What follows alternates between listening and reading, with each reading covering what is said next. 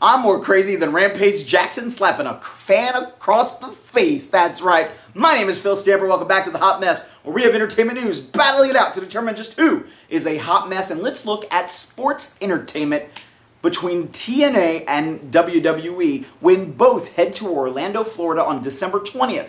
Now, TNA, of course, Orlando is their home at Universal Studios Orlando. Meanwhile, WWE heads to the Amway Arena on December 20th. Who walks away the hot mess? Let's face it, it's going to be TNA. They still don't have the mainstream appeal. WWE may have the better production rate and a little bit more of a mainstream audience. This doesn't, compute necessarily as a huge feud for me when WWE is going to trounce all over TNA in their own yard. Meanwhile, I have been enjoying the Twitter feud that seems to be going on between Chris Jericho and The Miz. I'll put a link somewhere in the more information section or here in the video. Check them out on Twitter, whether it's them, whether it's part of a story, whether it's written by a ghostwriter. It still has been rather entertaining. And another Twitter I've actually been looking at lately is Taz's. He's a little bit interesting and made the comment lately that he's an avid follower of Big Brother, and I think that scared me a little bit.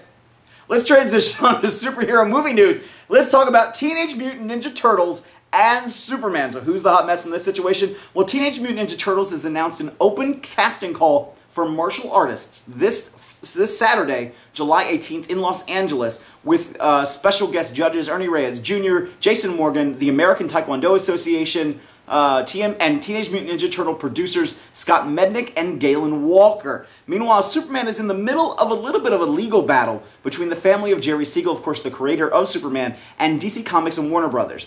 Now, DC Comics and Warner Brothers are the defendants in this case, and their lawyer said Superman is damaged goods and a low-tier comic book character that appeared on radio in the 30s and 40s and not seen on TV since the 60s, and rode off into the proverbial sunset with little to no exploitation film or TV for decades. I guess they kind of forgot about, Superman Returns, all the movies in the 80s, Lois and Clark, and Smallville, Justice League, Superman.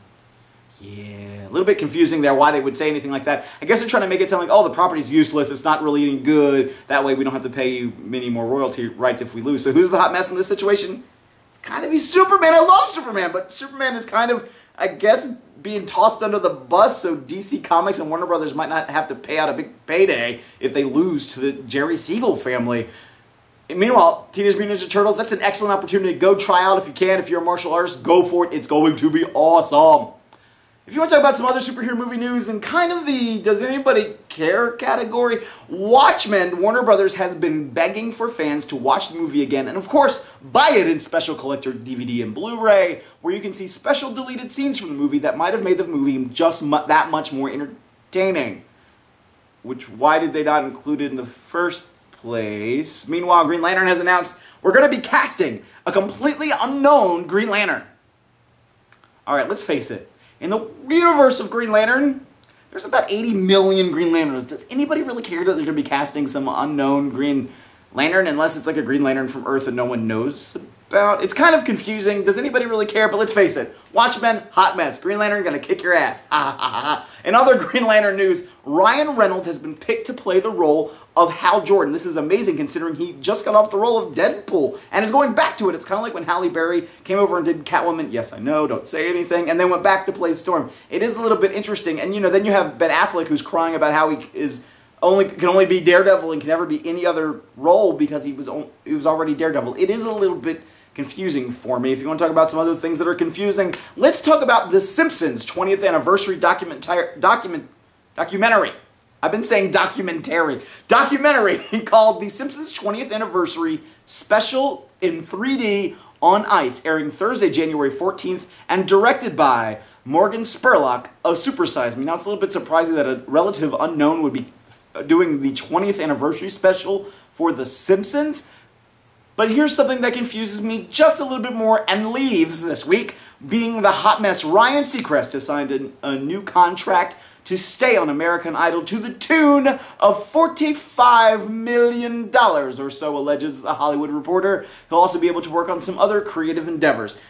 Why? Is Ryan Seacrest that pivotal in your ratings that you're afraid that you're going to lose him?